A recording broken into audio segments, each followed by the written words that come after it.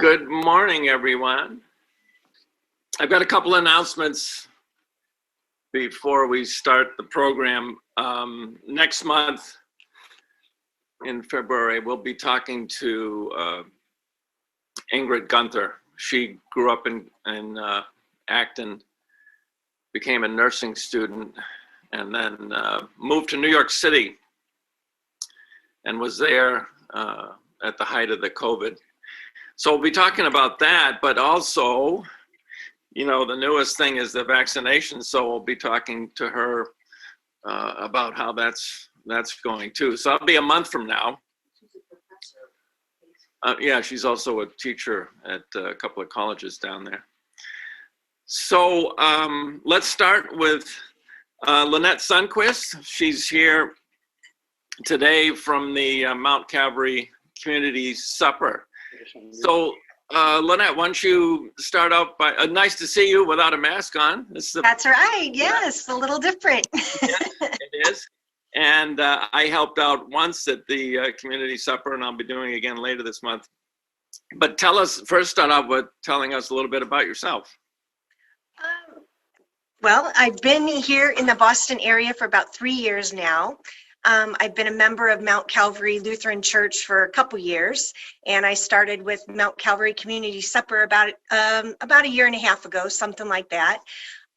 Mike Tobia, the chairman that passed on just recently, he coerced me into being the volunteer coordinator about a year ago. So, and I've been doing that ever since. So. Okay, so so you were there pre-COVID then? Yes. Right. Yes. So what did the supper look like before COVID hit us? It was a lot different than what it is now. So we had a sit-down meal in our fellowship hall, and we could accommodate up to 120 guests at a time. We averaged around 85 to 100, something like that, depending on what the week was, or if it was a holiday or something like that, we might get up to 100. But it was usually right around 80 or 85 people. We would cook the meals on Wednesdays, and then we would actually serve. We had a group of people that would come and serve each of the tables. So none of the guests had to get up or anything like that. We would just serve them all, just like a restaurant. Sometimes we would have little programs where the high school band would come in or something like that, and it was just a really nice time of fellowship from 5 to 6 p.m. For anyone that needed a free meal. So, and now we have changed to a drive-through service where we still cook the meals on Wednesdays, but now we have more of an assembly line process where we pack up all the meals in disposable containers, and then we cart them outside, and we have the cars drive through. Coming from 80 meals, and now we're serving all the way up to 250 meals a week. So yeah, so we have a similar did have a similar program that we had to stop in March called Guest Table, and I don't think we were serving as many as you were. But were you shut down for a little bit?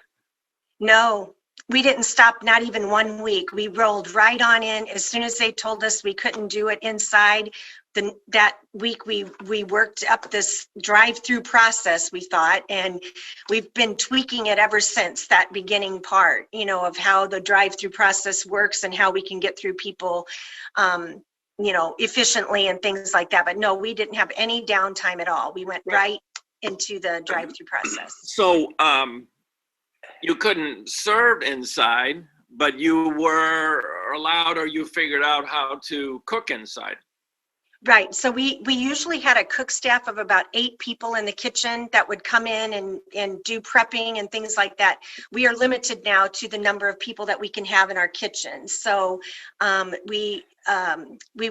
we only have 3 to 4 people cooking in the kitchen at a time, so that they can be 6 feet apart in different areas of the kitchen. We try to keep it right around 3 now. So that's made a change in our menus of what we can offer, because the limited time, the limited number of people that we're prepping and things like that, we've really had to adjust our menus and to make it as simple as possible. We've also added now, because that's even becoming more difficult, we have 2.5 hours to serve to cook our meals. we're having to prep now on Tuesdays, some of the things that we can prep ahead of time so that it's easier for the cooks on Wednesdays. Right. And where do you get your food?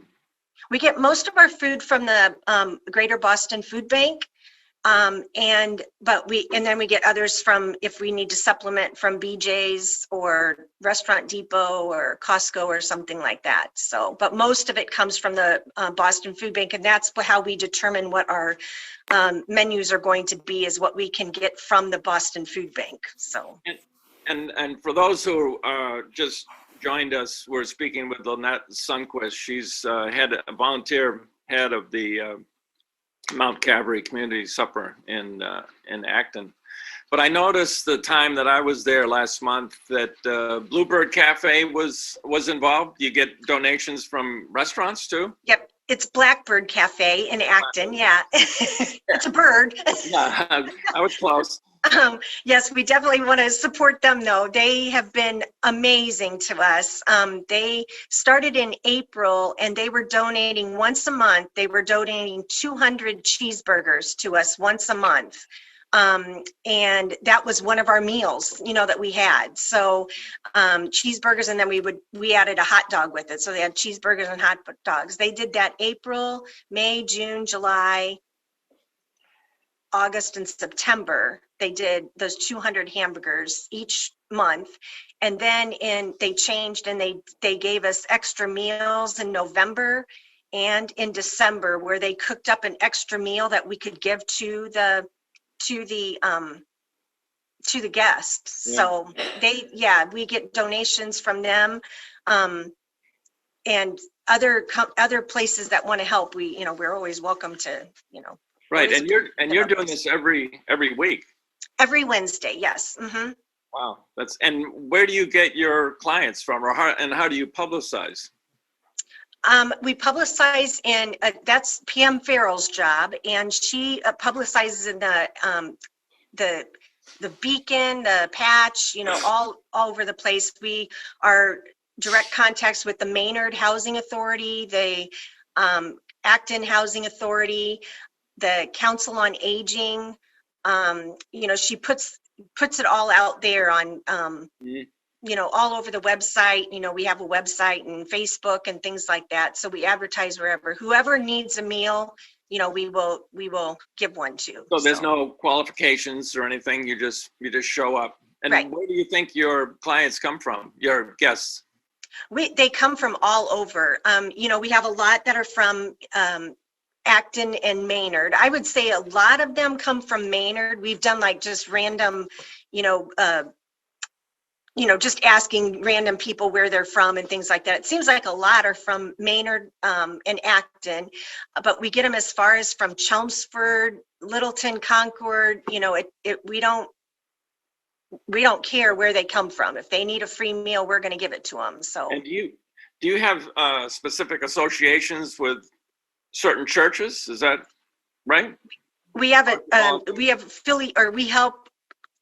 A lot of churches help us out, so there's just so many of them. There's ACC that helps us. Now you're going to get me on the thing and making sure I don't miss anyone, but there's a lot of churches that help us out. UCC, Faith, Evangelical, St. John's, just a lot of the churches. And what they do is they usually sponsor a meal. And sponsoring a meal is $350, and that would include all of the everything to cover a meal for 200 people. And so they sponsor a meal, and then sometimes they bring their own people along, and they serve the meals and things like that and everything. So, but we have a lot of churches that help us out. Yes. And if individuals want to help you out, can they do that? Can they sign up? Absolutely, yes. On our website, you can donate the $350 for the meal. Of course, you don't have to do $350 if you don't want to sponsor an entire meal. We'll take any donations of any kind, and we'll put it to good use, that's for sure. But $350 is what we've come up with as far as sponsoring an entire meal. What we do for that is we try to make it special for whoever sponsors. They get their name on the label of the container. We put a sign out that shows that they're sponsoring the meal and things like that. I think it just helps, let the guests know who's contributing to this meal and things like that. So. And as far as volunteering individuals you have a sign up genius, right? Right, Sign Up Genius, and what they can do is that's also on our website. If you want to volunteer, you can go to our website and there's a button to click to volunteer, and the donation as well. There's a donation button and also a volunteer button, and then that information would come to me and I'd send out an introduction letter and things like that, and then include the Sign Up Genius link. You, Jeff, and Linda both are on the list for the Sign Up Genius. If you ever want to pass that out to anybody, okay, you can pass it out to whoever you want. You know, we'll take any volunteers. No training necessary. Great. All right, great. Thanks, Lynette. Well, good luck with the program, and I'll see you later this month. Oh, okay, sounds great. Thank you so much for having me. Enjoy your day. All right, thanks. Bye-bye. Okay, that was great. Now I'll pass it over to Rick and Sharon for today's program.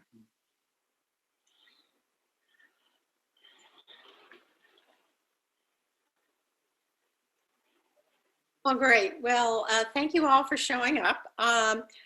First, I want to say we are not the experts. We're just sharing an experience of what we've been doing for the last 16 years. And hopefully this will work for you and you get some ideas, and we can generate more people interested in gardening. So I wanted to sort of set the context. So it was 16 years ago, we bought a new home, which gave us lots of new possibilities for gardening. And what we've experienced through trial and error is we've had some gardening successes, yay, and we've had some failures. Which is typical of most gardeners, I guess. Along the way, we refined what our vision was and learned how to create a much better environment for us, for the birds, for the bees, and for the environment, taking in what our challenge is, climate change. So again, we hope to share the story and have you think what you could do with your space, no matter how big or small. And we would hopefully at the end of this, you can share some of your experiences, and we can celebrate your successes and also talk about our problems. So with that. So let's start with what we had and what our starting assumptions were. We bought a house in January with 1.5 acres, including an area with at least 6 hours of sun for a vegetable garden. Or at least we hope that was true. In January, it's hard to tell. We could roughly divide the area into thirds. The house itself, the house immediate around the house, the backyard, and the front yard. The backyard had 3 ornamental trees, with all the rest just grass. The builder graded the site and put in grass. Aside from a small area of grass in front of the house, the rest of the front was kind of a rough field with various bits of woodland along the side and in the middle. In addition, we had some pluses and minuses, as everybody has in their yard. We had a leaching field, which was a brand new experience for us. We have never had a leaching field. And so the question is, what do you plant on it? Certainly, it was the heart of where our sun was, but we couldn't plant vegetables. So we had typical, and I'm sure Liz can vouch for that, New England soil, lots of rocks, very thin topsoil. So that means we would probably have to bring in topsoil. We had a good 5 or 6 hours of sun in the back, but we also discovered we had various microclimates. Which means that there were some sections that had different amounts of sun and also protection from drying winds or really susceptible to drying winds. So that put a challenge into what type of plants we would use.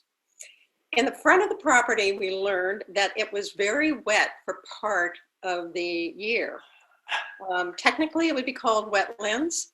And Kathy Sparrow in our conservation, we constantly have to check to make sure that we can do something about the trees that are falling down. It also imposed challenges with invasive plants. So multiflora rose and poison ivy. I am learned that I am highly allergic to poison ivy. I just have to smell it and that's it. So there are areas that I have to avoid around that. So what was our general focus? We looked at the back gardens for flowers. We looked at an area for vegetable garden and fruit trees and bushes. The front field, and then we had a little woodland area which had a much heavier concentration of trees. So the goal was to have a flower garden that had 3 to 4 seasons of interest, and then plant a 3-season vegetable garden. We wanted to add trees to the property, and above all, what was really important to us was to garden organically. So no pesticides and no artificial fertilizer. Go ahead. So we have a few pictures from early, not the very beginning. And Jonathan helped us convert some what had been print pictures to digital, because this was pre. You're gonna go back. Is that the first picture you want to show? Yeah. Okay. So, and here's how, one of the ways you can see how we prepared either flower or vegetable garden beds. The one on the right here happens to be a vegetable garden bed. We'll come back to it. We would cover the turf that was there. We'd dig an edge, cover the turf in newspaper, making sure it was really wet. If it isn't wet, it won't compost, it won't rot down. And also cardboard. You can see some in the top part of that picture. We actually used some of the packing boxes that were used to move us into the house to do this. So we laid those down to start making the initial beds. What did you do? Oh, Okay. we don't have slide movement here. Come on. That's Sharon's caption. She was shooting the pictures, I guess. So we did bring in, you can see some of the dirt we brought in that pile in the back of the left. And we started building beds. Here you can see us building on the left, the vegetable garden. And on the right, we were beginning to sort of beat back some of the rough field. A lot of it, we never used a lawnmower on. We weren't going to do that for a variety of reasons. Sci works well once or twice a year is all I use it. There's a bed that's now more or less finished, covered with, that might have been a cover crop, or I don't remember, or just some mulch, or grass clippings that we spread across it. You can see we still have a lot of lawn here. There actually are 2 flower beds in that picture, 2 flower beds today. There's a cover crop on the back one. You can see that long, high grass material. And then as we went on, by the time we got the topsoil in the vegetable garden, we had, these neat little mounds in the vegetable garden. And we also had a mound here on the right. That's one of our flower gardens. Sharon's here inspecting. That's the back field. Those are 2 of the ornamental pear trees that were originally in the yard when we started. They later disappeared in an ice storm, which was fine with us because we wanted real fruit trees, not ornamental pears. Oops. Okay. So some of our process, I already mentioned building the beds by outlining them, killing the weeds with cardboard and building up the soil. We also, started thinking about we needed to repeat similar plants across beds. Examples, multiple plantings of daylilies, multiple plants of, ornamental grasses, and even within a bed, multiple. So we started thinking about beds. That's the west bed because of its local conditions, how much sun, the degree of the sun, etc. So we have a west bed, a southwest bed, a cottage garden, all of these, and they also gave us a way to refer to them so we wouldn't get confused. Sharon says, I'm buying a plant for X. I would know which bed she was intending to put it in, because otherwise we'd get confused. We also had to learn a lot from mistakes. Early failures, I get these out of the way. Tulip bulbs were impossible. We tried several different ways to plant them. We planted them in wire cages and everything else. After 2 to 3 years, they always got eaten. And then, of course, every spring we got excited about new plants through catalogs, only to have them fail in the yard because the conditions weren't quite right for them. Not taking into account the final size of plants. You know, you're gonna read that line in the catalog really carefully. In the front, we planted a blood good maple that when it is, you know, when we planted it, it wasn't as high as we were. It is mature. It grows to 20 feet by 20 feet, up to 25 or 30 feet tall. It's there now. We began to get very worried every year. Huh? How much bigger? So we had not planted it far enough from our front path to the front door. So we are now cutting branches so people don't feel like they're going through a tunnel to our front door. Raspberries, we originally created a mixed bed of yellow and red raspberries.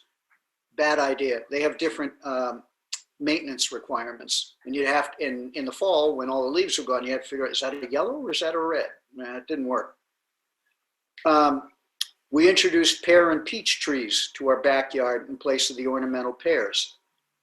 We had uneven production. Some years we had a good crop of peaches and pears, and others not so much. Disease seemed to be a problem. Given we wanted to garden organically, we discovered Philip's book, The Holistic Orchard, which uses more organic and permaculture techniques. Some of them are quite strange. You come by our house at certain times in the early summer, you look at our fruit trees and they're all gray and white because you spray a fine white powder over them to confuse bugs from landing on the trees. So the other thing is, under his guidance, we started using and mixing a more regular spraying routine that begins before the trees start to flower, continues at very regular intervals depending upon what the trees are doing. We also planted, these sprays are all very organic. And, you know, so it's a different, and the other thing I think I mentioned this later, one of the learnings was, if you're gardening organically, you spray before the problem shows up. Not remedial, it's preventative. This spring we will add a nectarine tree to the mix. We also had to learn about balancing the fertilization of our various beds and crop rotation, and that can get complex. So fencing became essential for us to protect from the animals. So not only fencing for the vegetable garden, but also around the whole yard, the back of the yard. And it could be invisible because we have a little forested area between two houses, so we can put black fencing there and you really don't see it, especially when the trees are up. It's black netting. Yeah. But if there's any gap, the animals will get through, and they'll find another way. We also ended up using a green fencing for very specific areas within the flower garden back because we couldn't keep the groundhog out and we couldn't capture it. So groundhogs tend to like echinacea, cornflowers, and young seedlings of sunflowers. And so we've now, whenever I plant them, we have a green fence that generally you can't see it unless you're looking for it. Again, all gardeners probably know the old adage, right plant, right place. It's like it's hammering into our head every time. For example, we did lavender and heather in one bed, and they always died. Well, it finds out that our soil was too rich. They do marvelous with very poor soil and dry soil. So we didn't do that one. The more we worked in the garden, we took classes, we read books, the more we became convinced of the need to become more than just organic, but move to what's called regenerative. That's really thinking about rebuilding the soil naturally and landscape. And so it makes the soil healthier and more productive, and then creates an environment that supports the natural pollinators and other animals such as birds. So two other things I realized that just as we're sharing here that we didn't mention. One of the things that we learned, and you may know this, deer won't be stopped by anything short of a 7-foot tall fence. Now, a 7-foot tall fence is kind of ugly, I think. But what we found is that we could put a 4-foot split rail fence with posts with birdhouses on top of them and a wire stretched between the posts. And that would stop the deer, because the wire was at 7 feet and the deer were aware of it, and they wouldn't try and jump the fence. So that was enough. So many people come and they look around, they go, what do you do to stop the deer? Well, it's there. And that's worked for us. The other thing I just want to underline, when we started, we'd been collecting, we'd gardened before, and we had lots of organic books in our collection, some great ones. But with one exception, I think, none of them talked about regenerative gardening. That is, gardening in a way that builds the mycorrhizome and the fungi in the soil. Because going back, say, 20, 25 years ago, science didn't know much about that. They didn't know how valuable it was to the trees and the plants and how much you had to protect it. It also happens to be the main reason why we talk about farms and gardens having a capability to capture carbon and bury it in the soil. The carbon is buried by the mycorrhizome. So now we try to garden to protect that layer. So we don't do things like turn all the soil over every spring, because that would kill the fungi. But that was not in any of the books when we started. So we also had challenges. Ice storms took down trees, which landed on top of new plantings. We had New England soil, we mentioned, rocks, poor topsoil. And then I mentioned the deer. And the deer did get in occasionally. One ate the buds off of our first fruit tree, our first pear tree, which meant it didn't fruit again for 2 or 3 years. Raccoons ate our crop of peaches. We couldn't figure it out, because we had a net over that peach tree, and peaches kept disappearing. And I thought it was chipmunks. So we had to have a heart chipmunk track.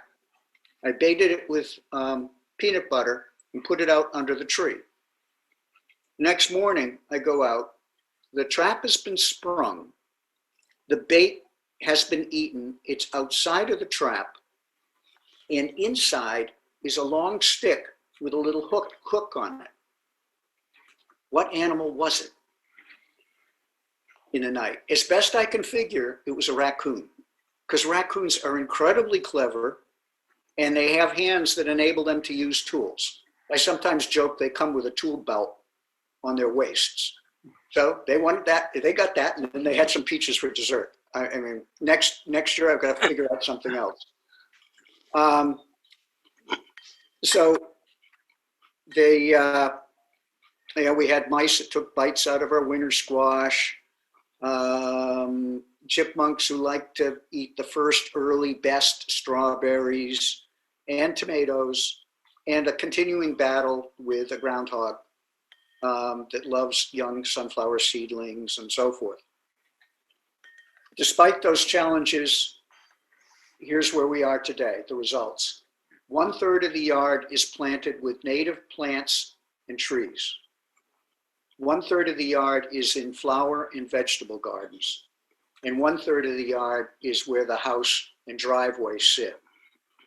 The grass area to be cut covered at least 2/3 of the property and is now only maybe 1/4 of the total property, as in traditional lawn. Another way to look at this is by the numbers. We've planted 17 trees plus 4 fruit trees. We cut down 4 in the process. Most of the trees are natives.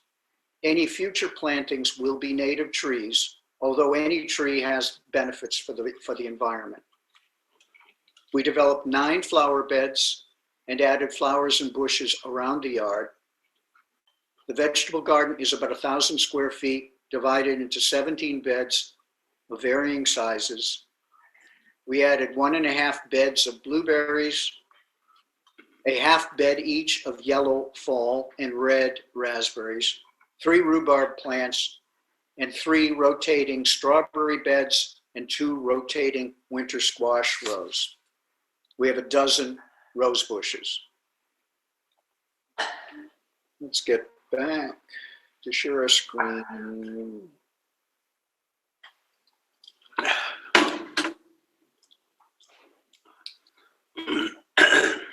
So that's an early vegetable garden, an early flower garden picture. You'll see other pictures where you can see it much fuller than that. And you can see here that spacing in both of these 2 pictures, our spacing was too much. We needed to plant much more fully than that, or we'd have a lot of weeding to do. We don't do that anymore. Here's a picture of where it is now. You can see the various, in this picture, 1, 2, 3, 4, 5, and a corner of 6 of our 9 flower beds. You can see how closely packed the plants are. So we try to minimize the weeding. There's a shot of the other side in a slightly different season.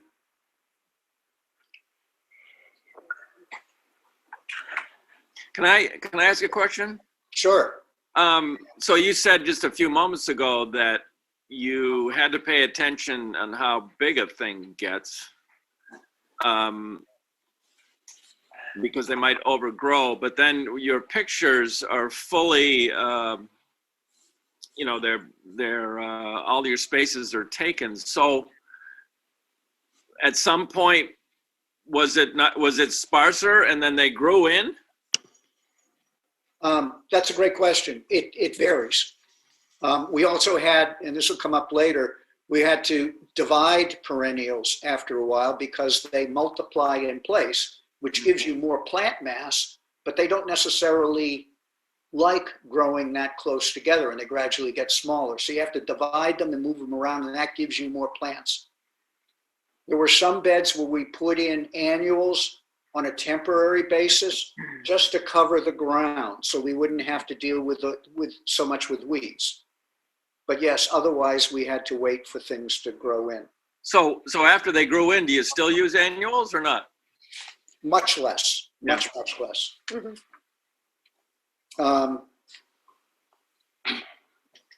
See, this is still the backyard. This is right out the back door, and we've developed this into a mixed herb and vegetable and flower garden, predominantly herbs. This is an early picture. This is looking at the herb garden here with the vegetable garden here and what we call the production area here. This is a look at the early vegetable garden. Again, another shot of the vegetable garden in the production area, a little closer. There you can see what I meant by the fence. So our property line is actually where that fence is. Everything beyond that is part of Marble Hill and its conservation area. And you can see right there, Sharon's pointing it out, there's a little line that goes between those posts where the birdhouses sometimes are. There's not a birdhouse on every post. And that stops the deer, which was terrific help. The netting is over those are blueberry bushes. The netting is there because otherwise we'd lose all the berries to the birds. So we have just nylon netting we throw over the blueberry bushes every year. And these are the rhubarb plants. This is one of the strawberry beds. You rotate strawberry beds every 3 years. And here's our squash, winter squash bed. This one is, we lay fallow, and then in between the blueberry bushes, we have a second winter squash bed so that we rotate between the two. Sharon? I don't know where we are on the slides. We never numbered. Yeah, yes. So this again is a closer look at what we call our production area. So those are the rhubarb plants, again, the berry plants. We finally divided the yellow raspberries from the red raspberries. And that is the current winter squash bed. We start the winter squash plants and then cover them so that it protects them from some of the diseases that we get. Here's starting our early fruit trees early on.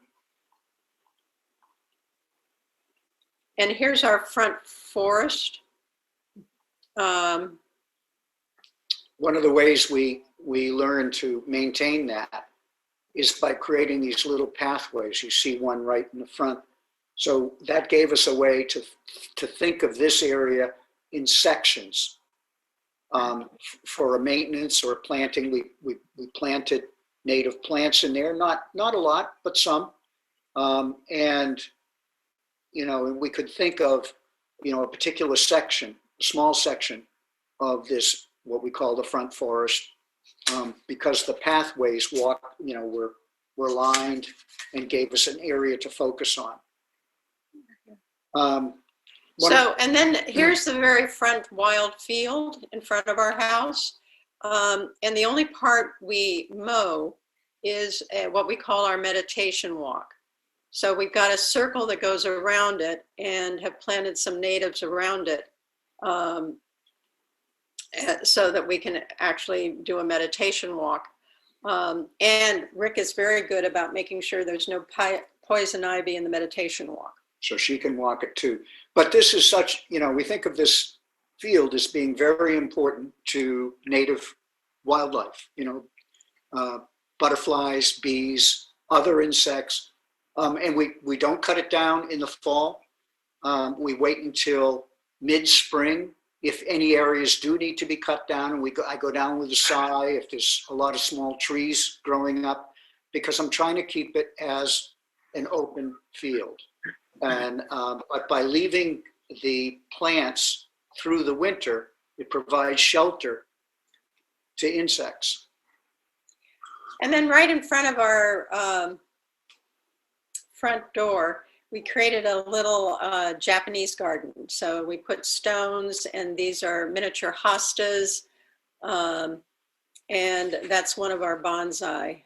Well, you see two of them right there. And that's a speedwell, and the rest are miniature hostas. One of the big challenges, of course, is pine needles, having to rake those out. I think I already mentioned we used to use organic sprays, but we used to use them only when a problem occurred. And now we know, no, you need to anticipate. If you expect something to come, a particular disease or a bug, you start spraying before you see it. I mean, you have to time it right. Things like late blight, which are very difficult to deal with, but you also know the word late is in the title for a reason. It doesn't show up until about the middle of August. So you can anticipate that. Certain other things, Mexican bean beetle, doesn't show up until the middle of August, so you can anticipate it. With Mexican bean beetle, I make sure I plant the beans as early as possible in the season, so I may be able to harvest them before I'm under attack by the Mexican bean beetle. Things like that. So what other lessons we learned? We used to do a big fall cleanup. You know, the bane of gardeners, trying to get your beds all cleaned up so that it's really easy to spring. Now we don't. We have spent flower stalks, act as shelters for various insects and animals in the winter, and then in spring we do the big cleanup. We used to collect broken branches, you know, the big burn piles that you would have. But now we don't do that. We, as much as we can, you can use, especially when you're pruning the new shoots, if you chip them, you can use them to put on your soil to, again, bring the health of the soil. And then we create a pile that would then be an area for insects and wildlife. We changed our source of plant material to try and be more local, or do mail order from places that we have a real confidence in what they do with seeds and practice organic practices, like Fedco and Norris Nurseries, where we get plants for asparagus, rhubarb, and berries. We also are really concerned about our local sources of plants to make sure they don't use neonicotinoids, chemicals. And some of the garden stores aren't real sure where their plants, how their plants are grown. So needing to check that. We know that Applefield and Russell's are good sources and that they are very conscious about where how their plants are grown. As Jeff, you mentioned, we're trying to use perennials instead of annuals, and Rick mentioned that. Again, to try and get lower maintenance, and also as we age, I'm wanting to do less of planting new plants, although I do get that gardener temptation when I go to a nursery. So one of the things we mentioned that we had to divide, well, it's great for spreading it around to our different areas. It also, thank you, Peggy Palladini, for the plant sale, so that our divisions can go to that. Again, about our flower spacing, you know, trees, Jeff, one thing, trees and bushes are one thing because they really space out. Other things we can do a little more closer, depending on when they finally grow up. So what's in our future? Clearly, we have a couple of things, challenges. One is we are getting older, and so we need to make sure that how we plan our garden can minimize some of the grunge work and the heavy work that we have to do. And we also are having to adjust to climate change. You have a sense of what the zones were that you were working with that you could plant, and all of a sudden the zone seems to be changing, and the weather is changing. We're not getting the rain that we typically will experience. We'll get it in different bunches, so having to adjust to that. So we're also, in our vegetable garden, we're building raised beds to make it easier, so we're not bending down as far. And yeah, on the climate change, and I just mentioned, I think since we started, we've noticed a lot of changes in the weather and the last frost date and the first frost date. So that's changing how we think about when we put in vegetable plants. We're also noticing changes in when things flower in the yard that are coming from climate change. so this is the raised beds we're using. So it's nothing that fancy. You can buy these garden blocks at Lowe's or Home Depot. And then you get what is it? 2 by 6. 2 by 6 by 8, and then you cut them in half, and these are all 4 feet. So we make 2 tiers, although with rhubarb in the center, we could probably do a third, but right now we're only doing 2 tiers because that's a lot of dirt in there. And this is some of the end. So there are some successes. Clearly some produce from the garden. We do heirloom tomatoes, and that was from this year, I believe. Mhm. And I tend to grow lilies and other things, and I love fresh flowers. So we are privileged to have fresh flowers in our house. So one of the questions you may have is, does this mean we will never buy anything that's not native? And that's not true. There will always be some non-native plants that are, that plant that I need to have type of thing.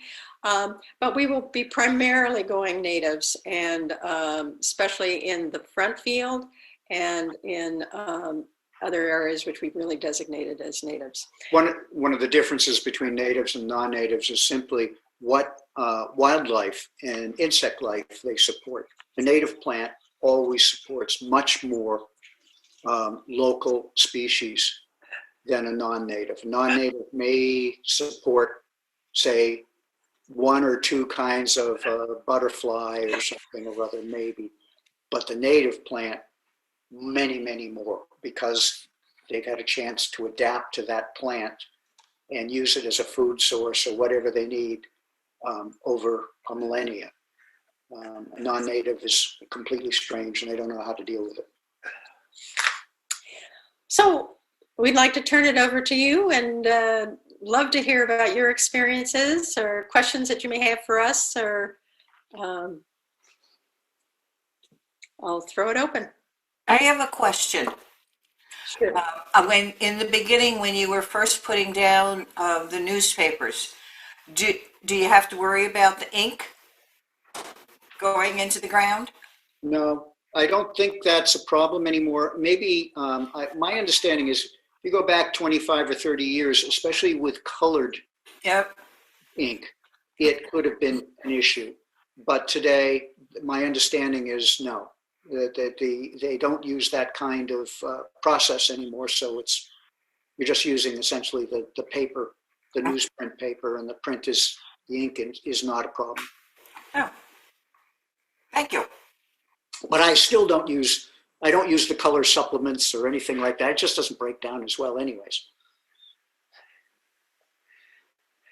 So I've got a question, and I'm afraid what your answer is going to be. We landscaped out front, and in addition to that, we cleared an area, a triangular area, that was just overgrown with seedling trees and bushes that we'd have to cut down every few years.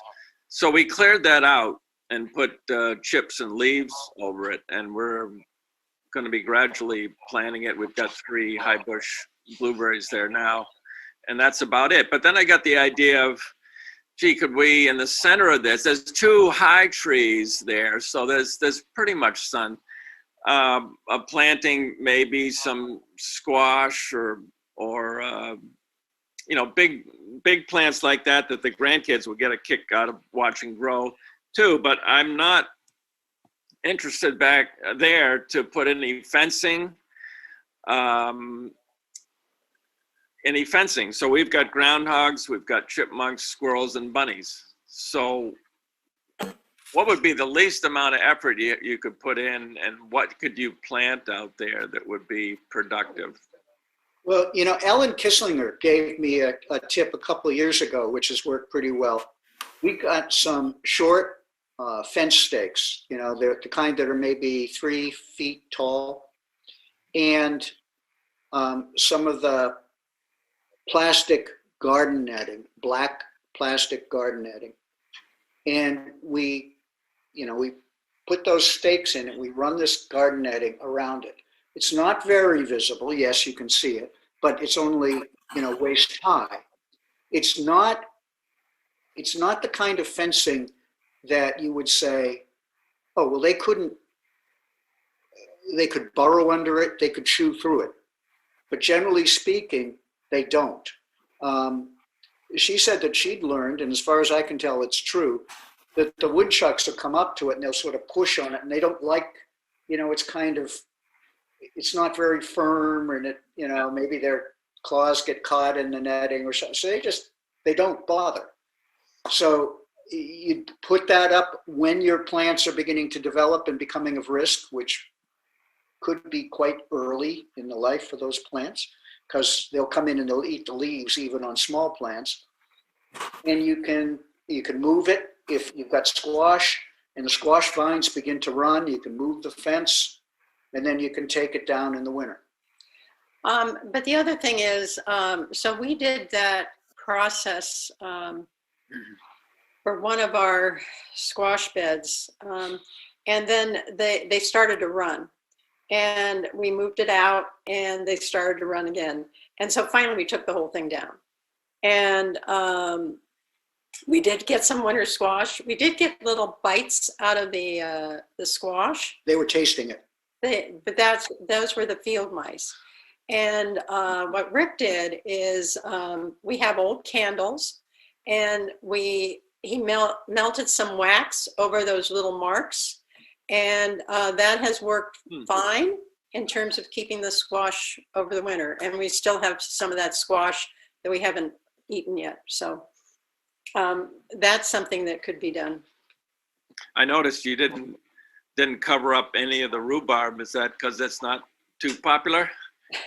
It's not. And I think, I don't know, I'll throw it out. I know we have some gardeners here. I think that it's poisonous to some people, especially the leaves are poisonous. The stalks are not, but the leaves are what people see most, or what animals see first.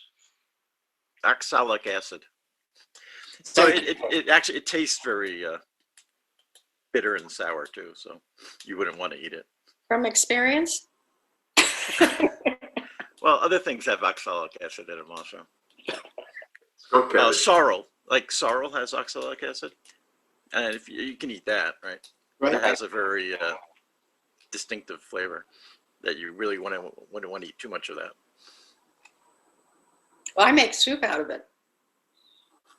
Yeah, so it's a difference. I mean, there's a little bit in sorrel. There's lots in the rhubarb. Right. Any other So- questions? Yeah, so you do have grass. I was wondering if you ever considered any other kind of ground cover. I mean, we have, as you know, we live in a forest, and the only way we could really get sunshine enough to grow pretty much anything is to cut down mature trees, which right now is probably not a great idea, and is also incredibly expensive. So we've kind of given up on the grass on one side of our house. We have some creeping jenny on the south side of our house, which is slowly migrating southward for some reason, and that takes over. But I was wondering if you avoided other ground covers just because of their kind of invasive nature, or whether you got grass so you stayed with grass. Well, we were experimenting with permaculture, or with very little knowledge. And so I tried creeping thyme underneath a particular tree, and the creeping thyme got into the yard. The creeping thyme didn't stay under the tree. It didn't like it there. It moved out into the grass. We now have patches of creeping thyme in the backyard. So whenever we do mow the lawn, we have the smell of thyme keeps coming out. But I, like you, am looking for ground covers and seeing how that how we can use it. So experimenting with different, still reading some. I looked at Irish moss and tried and have been planting that in between our stepping stones in front of our house because when we made that walk, the stones were separated pretty far, and therefore needing to periodically weed throughout the stones. And the Irish moss is doing well. It doesn't spread very much, but it seems to be doing well in that area. But as you learn more ground cover, please share. I'll be researching more ground cover around that too. So that is a big issue. One class we took, they suggested wild strawberries, which I think that's fine, but I'm not wanting wild strawberries throughout my yard. So We went to a class at the Native Plant Trust, which is in Framingham, that talked about ground covers in place of lawn. And they probably have more information on their website. Okay, thanks. Could you Have you ever, talk a little bit more about why you no longer turn over the soil to protect the moles and stuff that are in it? I hadn't heard about that.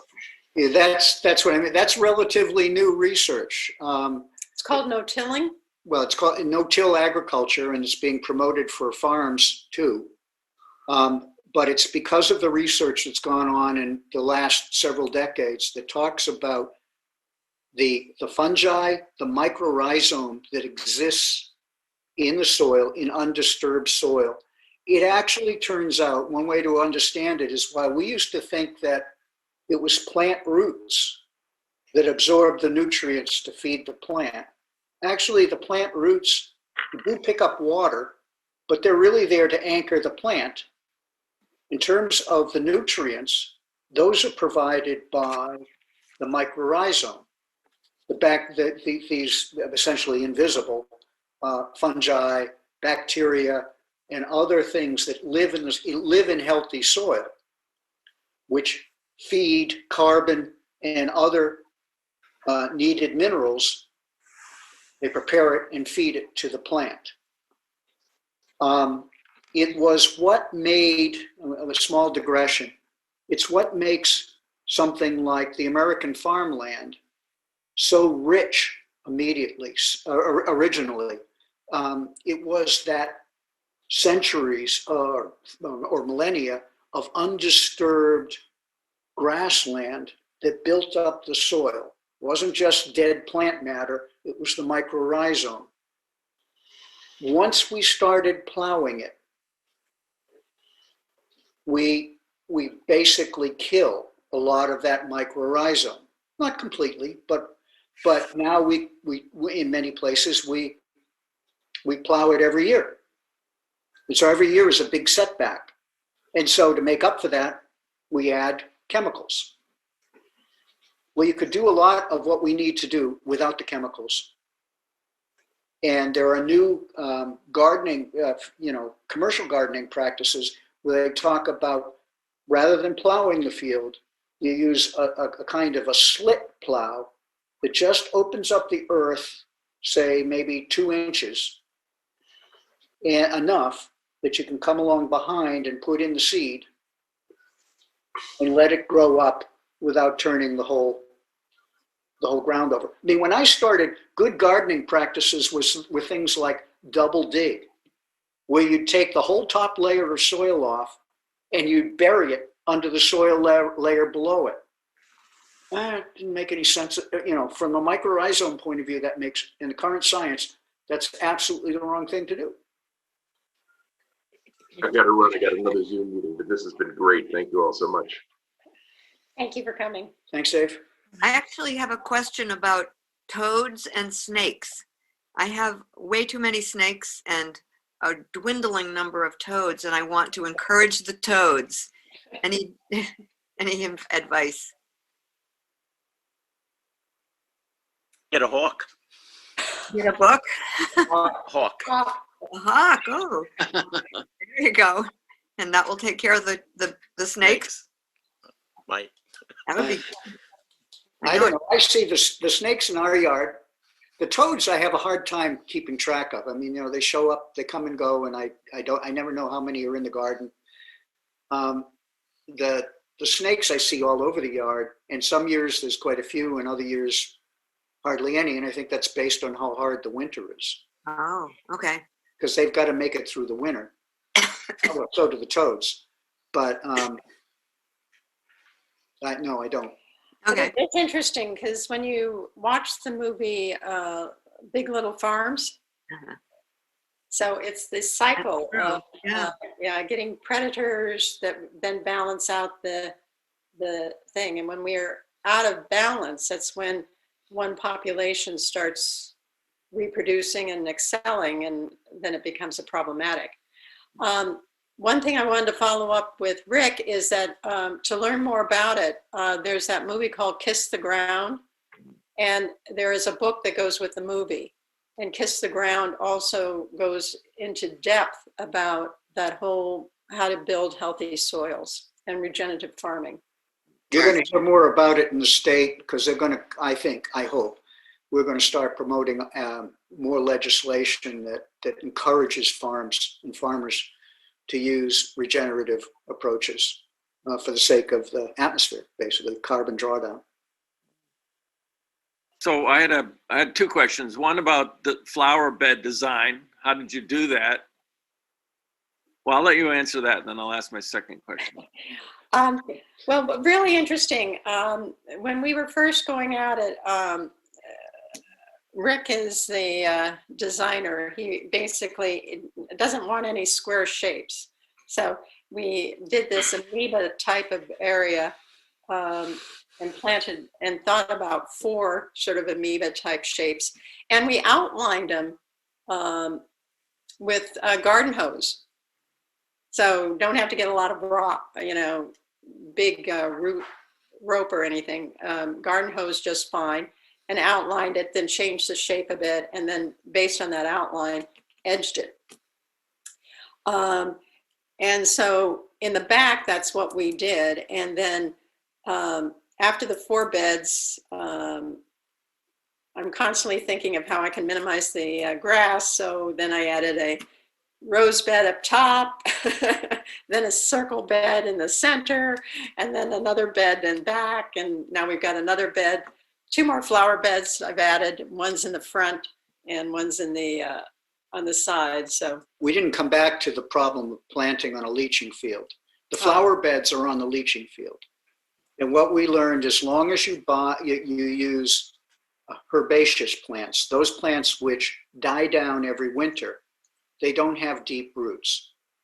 So there are no plants that are, woody perennials in those flower beds where the roots would go down and stay and potentially interfere with the drainage field. So that's the way we approach that. My last question, we talked about this at the climate change and meeting, and that was leaf litter. So I've learned from that book that you've been promoting there, Rick, that leaf litter is good, meaning, for those you don't know, you keep the leaves in the garden beds and for the winter. So it's okay to pick all that up in the spring? It's done its job? Yeah, and then you pile it somewhere to be the basis of your compost pile for, it'll take a year, it'll take 6 months to a year, and then you've got compost too. Yeah. Well, it's really interesting to that point, Jeff.